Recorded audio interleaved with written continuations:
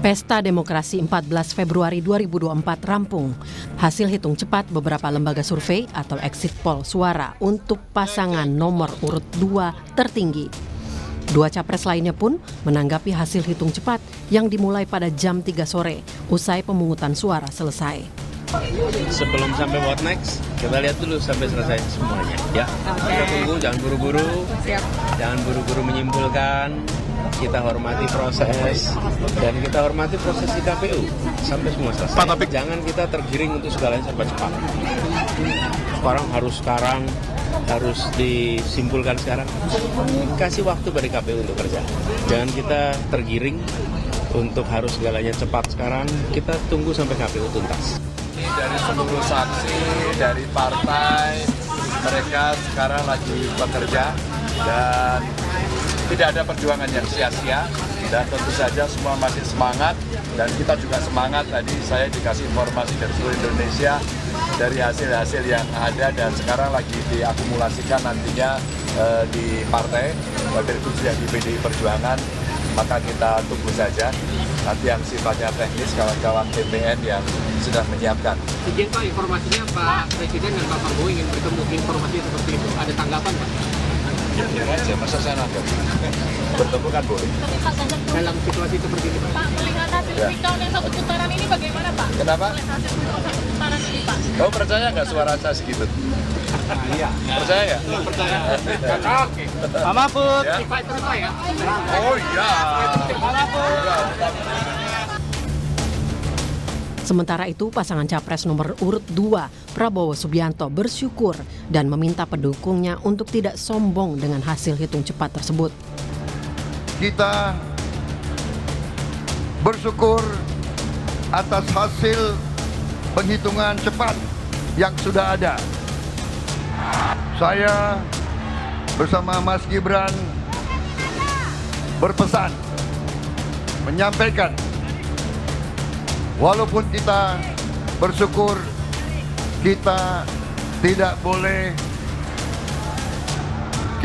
boleh sombong. Memang, rekapitulasi suara pemilu 2024 resmi dari KPU belum ada hasil, meski di situs resmi KPU sendiri pasangan Prabowo sudah terlihat unggul. Menurut jadwal dan tahapan, proses rekapitulasi hasil penghitungan suara untuk pemilu 2024 dilakukan setelah proses penghitungan suara selesai, yakni pada 15 Februari hingga 20 Maret 2024. Setelah itu barulah penetapan hasil pemilu. Tim Liputan, Kompas TV.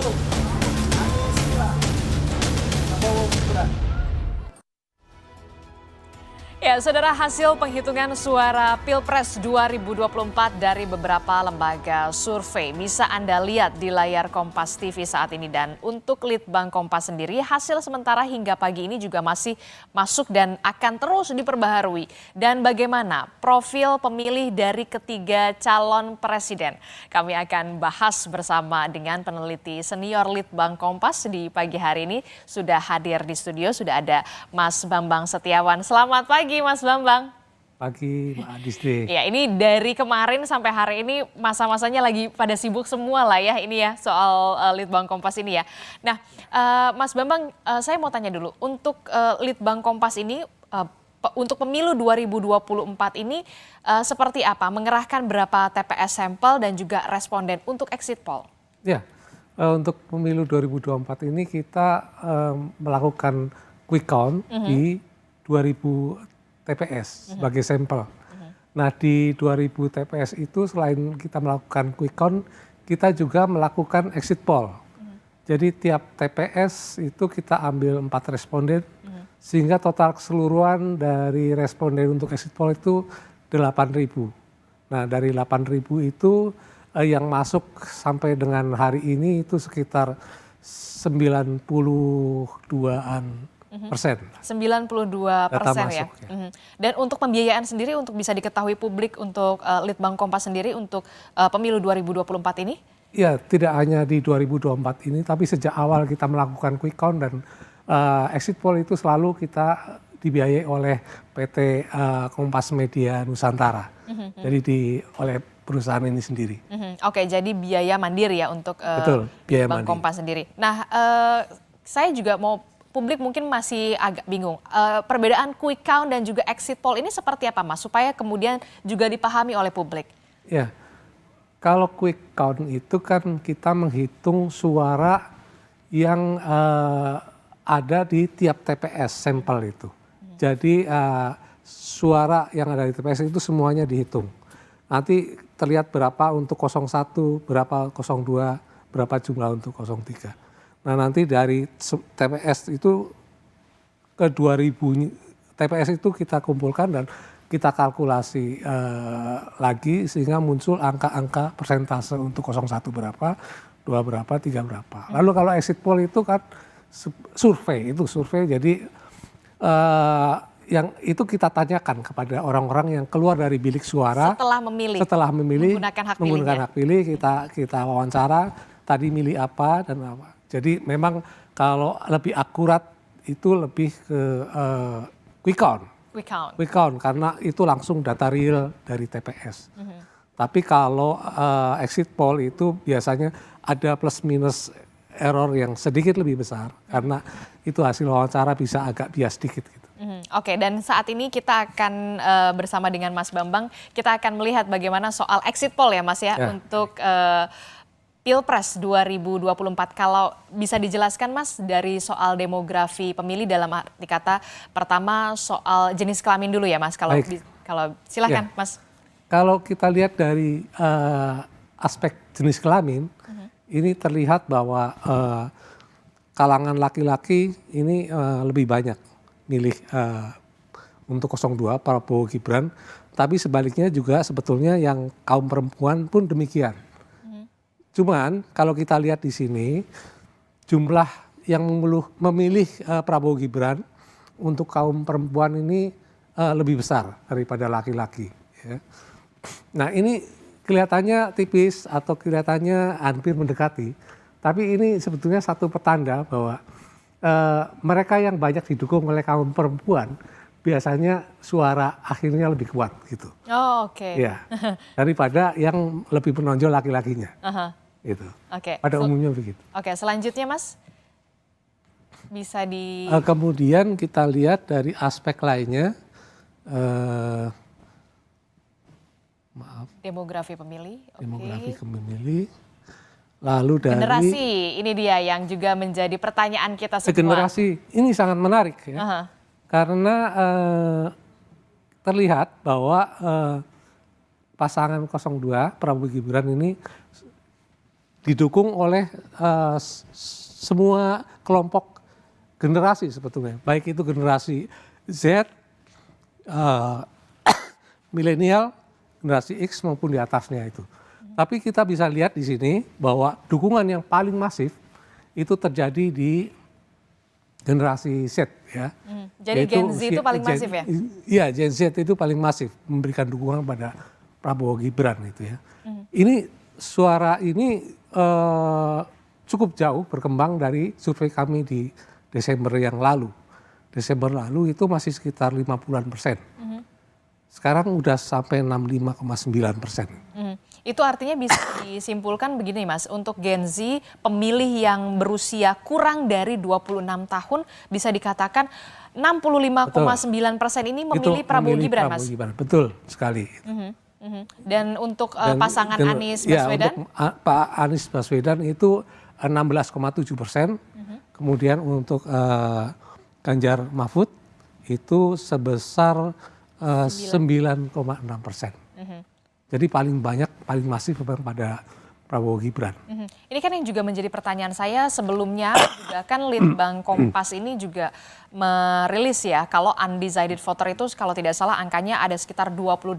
Nah ini jadi sebenarnya bagaimana nih Mas kalau melihat dari segi generasi ini? Walaupun undecided waktu Desember itu 28% itu sebetulnya memang saat itu banyak sekali yang masih ragu-ragu dengan pilihannya, belum memutuskan. Tapi ketika dilakukan pemilu pada kemarin itu mulai tampak bahwa banyak yang silent voter itu terlebih pada generasi Gen Z ini itu kemudian menjatuhkan pilihan pada 02 gitu. Itu terbanyak. Kita lihat di sini itu nyata sekali perkembangannya. Di Desember itu sekitar 50%, sekarang 65%. Apa yang sebenarnya kalau dari ini kan exit poll ya, dari interview begitu ya, dari para peneliti begitu ketika pemilih baru selesai menggunakan hak pilihnya, mengapa kemudian Gen Z yang usianya kurang dari 26 tahun ini memilih Prabowo Gibran? Ya itu ada banyak faktor ya. Salah satunya memang satu-satunya pasangan yang relatif memiliki calon yang relatif dekat dengan generasi yang muda kan. Apa karena mungkin Gibran, juga calon wakil presidennya juga Gibran Raka Buming Raka juga masih berusia muda atau seperti apa? Itu salah satunya berusia muda. Kemudian juga banyak hal ya mungkin atribut dan lain-lain yang lebih mencerminkan generasi muda ya. Dan bahasa, lalu juga tingkah laku dan lain-lain. Gestur ya. Bahkan joget-joget begitu ya. Itu juga di media sosial begitu, itu juga ramai, itu yang kemudian juga menjadi salah satu. Tapi sebetulnya ada satu hal lagi yang, apa, Mas? Yang mungkin tidak tercermin dalam survei tapi dalam pengamatan, yaitu memang sosok Gibran ini adalah sosok yang memang ketika digabungkan dengan Pak Prabowo ini memunculkan satu gaya baru, satu gaya baru yang muncul. Nah ini tidak muncul pada pasangan-pasangan yang lain gitu. Nah gaya baru yang muncul itu hasil semacam emulsi dari dua karakter seperti itu yang kemudian memunculkan satu gaya dan menarik identitas baru untuk kalangan generasi muda. Itu. Oke, ini kan kalau tadi kita sudah melihat bagaimana soal dari generasi. Nah, bisa ini lagi Mas Bambang dari mungkin tingkat pendidikan atau kemudian kelas sosial begitu? Ya, kita lihat dari sisi kelas sosial di sini, misalnya ya. Nah, di sini terlihat bahwa pada semua kelas sebetulnya Prabowo Gibran ini unggul. Prabowo Gibran dari seluruh kelas, dari kalangan atas, menengah bawah hingga bawah ya. Tetapi terlihat bahwa makin ke bawah itu dukungan terhadap Prabowo Gibran makin kuat, ya, terutama pada kalangan menengah dan bawah itu. Dukungan lebih besar. Sedangkan kalau untuk Anies Muhaimin ini lebih banyak dukungan dari kalangan atas, dan makin ke atas kelas sosialnya itu makin besar dukungan terhadap Anies Muhaimin gitu. Kalau untuk Ganjar relatif sama antara yang kelas atas bawah, relatif tidak ada perbedaan yang signifikan. Gitu. Apa yang mempengaruhi kemudian memikat begitu ya hati pemilih begitu dari penelitian untuk Litbang Kompas sendiri, kalangan menengah bawah dan juga bawah ini bahkan angkanya tidak main-main ya, Mas Bambang. Di kalangan bawah 55,9%, menengah ke bawah 55,9% juga. Apa yang menjadi ketertarikan mereka, para pemilih? Ini tentu bisa dibilang karena program. Ada semacam perasaan jaminan bahwa kelas-kelas menengah bawah ini yang dari sisi misalnya jaminan pangan misalnya paling enggak gitu ya, masih merasa aman dengan ini. Atau mungkin program yang kemudian juga sangat populis begitu, makan siang gratis, susu gratis. Salah satunya itu, makan siang gratis, susu gratis. Lalu juga tidak bisa dipungkiri yang sudah berkembang di berbagai media, yaitu bansos yang luar biasa, mungkin cukup masif ya. Dan satu hal lagi, di sini juga ada pengaruh dari Pak Jokowi, tentu tidak bisa dipungkiri ya, yang terlihat memberikan dukungan pada 02, dan bagaimana kita bisa melihat bahwa kelas menengah dan bawah ini cukup aman sekarang ini dengan status quo yang ada gitu ya, sehingga ini tentu punya pengaruh pada pasangan yang didukung oleh Pak Jokowi tentunya. Gitu. Selama sampai dengan saat ini kan memang justru program populis itu yang berkembang ya untuk kalangan bawah. Jadi program... Nah yang agak tertekan kan kemudian kalangan yang menengah ke atas ini.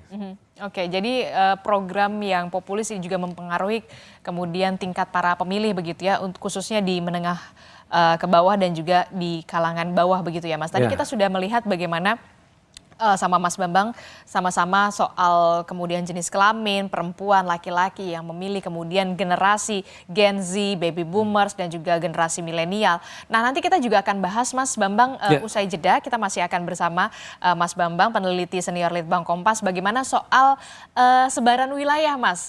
Nanti kita akan bagaimana Sumatera, kemudian yang juga kantong dari suara PDI Perjuangan yakni di wilayah Jawa Tengah, Bali, Nusa Tenggara. Tapi usai jeda tetaplah bersama kami di laporan khusus Pemilu 2024.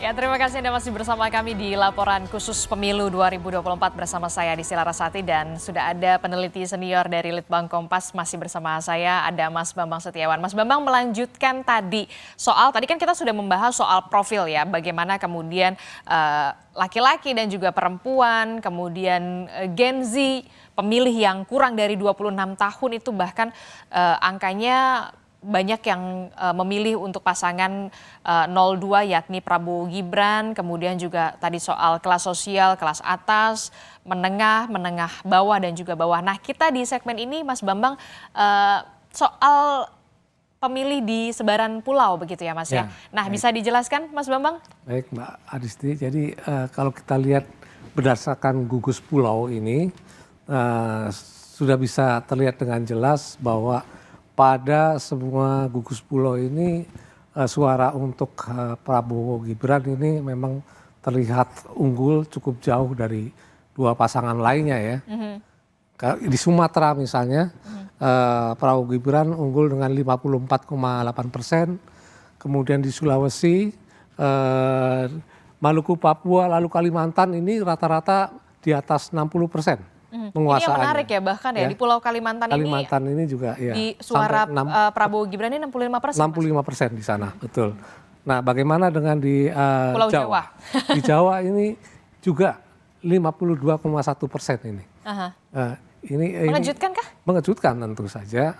Mengapa? Karena di survei-survei kami yang sebelumnya ini masih cukup banyak dikuasai oleh Pak Ganjar Mahfud ya. Pak Ganjar, tapi sekarang udah direbut 52,1%. Justru di Pulau Jawa kalau kita lihat Mas. Ini yang sentral dari pemilihnya paling banyak, sekitar 56% dari total pemilih Indonesia kan ada di Jawa.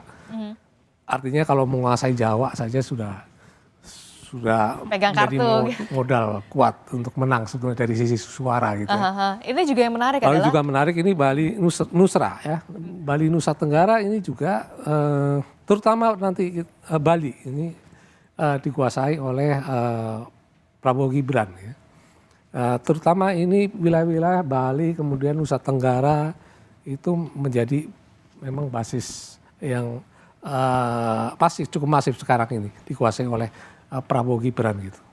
Apa ya faktor yang kemudian saya menarik soal tadi Mas Bambang mengatakan soal Pulau Jawa ini kan kalau kita lihat di Jawa Tengah ini nah, kan. Kita bedah aja. Oke, silakan. Di Jawa Tengah nanti seperti apa?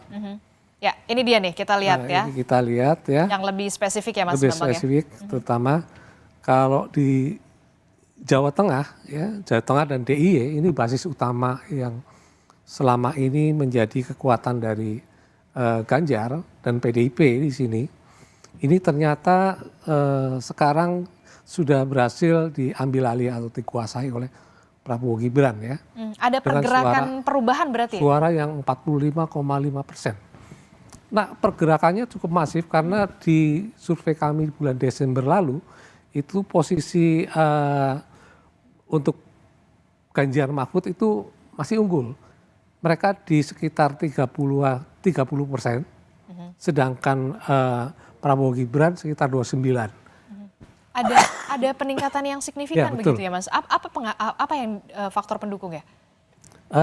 itu meningkatnya Cukup signifikan. signifikan ya, Aha. hampir setengah dari sebelumnya. Setengah dari sebelumnya. Ini tentu nggak lepas dari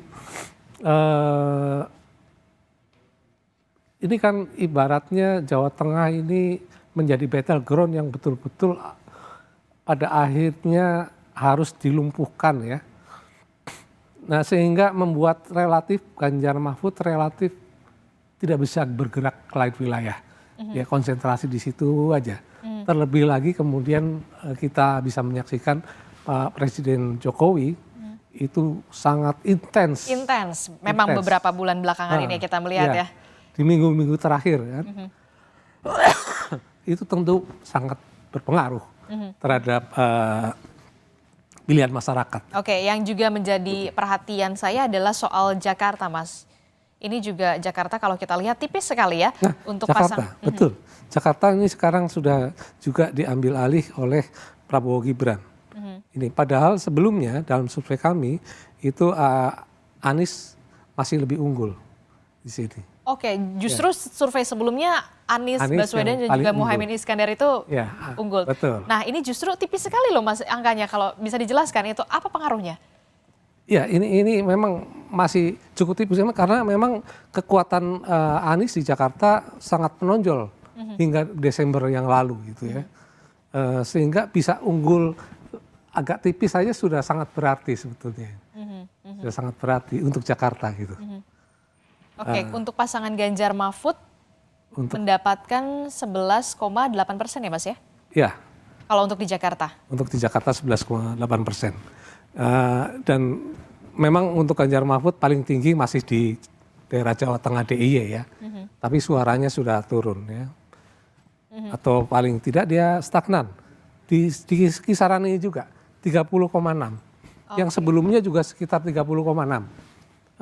Yang Desember. Artinya di Jawa Tengah ini stagnan sebetulnya. Tetapi yang masif kemudian merebut dukungan itu adalah Prabowo Gibran yang naik signifikan. Oke, yang juga kemudian menjadi perhatian saya adalah soal Kalimantan ini Mas. Ternyata Kalimantan Prabowo Gibran 65% Mas. Betul. Sementara kalau pasangan Anies Muhaimin ini 21,6%. Apakah kemudian tentu ini ada pengaruh apa? Gak bisa dipungkiri bahwa pemindahan ibu kota dari Jawa ke wilayah Kalimantan ini memberikan satu harapan baru ya bagi masyarakat. Bagi masyarakat Kalimantan. Bagi masyarakat. Sehingga wajar saja kalau mereka memberikan suara lebih untuk pasangan Prabowo Gibran yang memang terlihat di-endorse oleh pemerintahan Jokowi. Kalau untuk di wilayah Sumatera sendiri seperti apa Pak? Atau di Maluku, Sumatera, Papua? kalau kita bagi dalam 2 klaster misalnya Sumatera bagian utara dan Sumatera bagian selatan ini dua-duanya juga dimenangkan oleh Prabowo Gibran. Tapi yang Sumatera bagian utara itu menarik ya Mas ya? Yang bagian utara tipis. Ya lebih rendah memang. Tapi masih tetap unggul. Sedangkan Sumatera bagian selatan ini memang lebih tinggi suara dari Prabowo Gibran ya. Untuk wilayah Maluku Papua Mas? Nah Maluku Papua ini juga menjadi wilayah yang menarik. Karena wilayah-wilayah ini selama ini menjadi daerah yang cukup mendapat perhatian besar ya. Apalagi kita tahu Papua pada periode sebelumnya Presiden Joko Widodo menang telak begitu di sana. Nah, menang telak di sana, lalu juga banyak pembangunan infrastruktur di sana. Bagi masyarakat kan sederhana urusannya. Kalau itu jalan kemudian tiba-tiba menjadi mulus, pasti mereka akan refer bahwa pemerintah bagus gitu. Nah kita lihat kalau kita jalan-jalan ke sana sekarang sudah mulus semua. Indikator itu. Dan itu yang menjadi salah satu faktor juga untuk memikat hati para pemilih begitu Betul. Mas? Itu cukup sederhana ya kalau kita jalan-jalan ke daerah-daerah itu jalan mulus mereka langsung nilai pemerintah bagus gitu ya. Oke. Jadi apa ya penilaian dasarnya penilaian dasar yang paling kentara tuh itu. Oke. Ada lagi yang mau dijelaskan Mas Bambang? Ya sebetulnya nanti kalau kita ini ada data-data dari hasil quick count yang lebih rinci karena itu jumlah sampel yang tercover dalam quick count itu sebetulnya jauh lebih besar gitu, jadi lebih rinci. Tapi nanti di kesempatan lain kita bisa bedah secara lebih rinci. Tapi untuk pasangan 01, 02 dan juga 03 untuk hasil quick count-nya bisa dijelaskan secara singkat Mas untuk dari Litbang Kompas sendiri? Kalau hasil quick count-nya, kalau kita ini per wilayah tadi ada hal-hal yang menarik di luar yang kita bisa bedah dari hasil exit poll. Ini misalnya untuk wilayah Sumatera itu ada 2 provinsi yang tampaknya Anies Muhaimin ini unggul. Pertama di Aceh. Pasangan Anies Muhaimin unggul di Aceh? Ya, berhasil merebut di Aceh. Kemudian yang kedua di Sumatera Barat. Nah itu adalah 2 provinsi yang menjadi lumbung. Relatif mutlak dimenangkan oleh Anies dan Muhaimin ya. Sementara untuk yang lainnya, wilayah lainnya itu relatif sudah dikuasai oleh Prabowo Gibran ya. Sementara untuk pasangan Ganjar Mahfud kita belum melihat ada wilayah yang mereka berhasil menangkan. Nah, apa implikasinya ini? Implikasinya adalah ketika Prabowo Gibran ini bisa menguasai mayoritas lebih dari setengah jumlah provinsi dengan angka di atas 20% di wilayah-wilayah tersebut. Ini dari sisi ketentuan kemenangan berdasarkan geografis wilayah itu sudah selesai. Tidak ada masalah. Oke, untuk quick count ini kan berarti sudah berapa persen suara yang kemudian masuk Mas untuk quick count hingga hari ini? Ya sebetulnya kita itu kalau dari lapangan yang laporan itu udah 100%. Tetapi kita kan menampilkan di layar televisi itu data-data yang sudah terkonfirmasi. Sehingga sampai dengan jam segini sudah terkonfirmasi sekitar 90%. Sudah perolehan suara yang masuk itu hampir 90%. Tapi begini, tetap saja ya kan perhitungan yang resmi dari KPU kita masih menunggu ya Mas. Tentu ya. Perhitungan resmi KPU pasti akan menjadi tolok ukur yang nanti kita masih tunggu ini. Kita tidak final di sini gitu. Dan tentu saja karena ada pengawasan lewat quick count dari Litbang Kompas, kemudian dari berbagai lembaga. Ini relatif umumnya suara dari KPU itu relatif dapat terjaga. Tidak akan juga dia melebihi 1 atau 2% dari rata-rata quick count yang diselenggarakan oleh semua lembaga survei. Nah itulah sebetulnya manfaat dari quick count itu, yaitu sebagai pengawasan terhadap pelaksanaan demokrasi.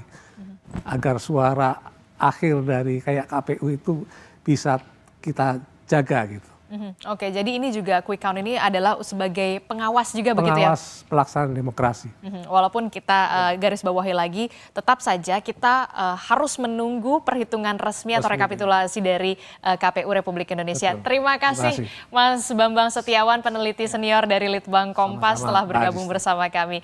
Nah, saudara, informasi lain yang juga akan hadir, saudara, dari laporan khusus pemilu 2024 akan kami hadirkan usai jeda, jadi tetaplah bersama kami.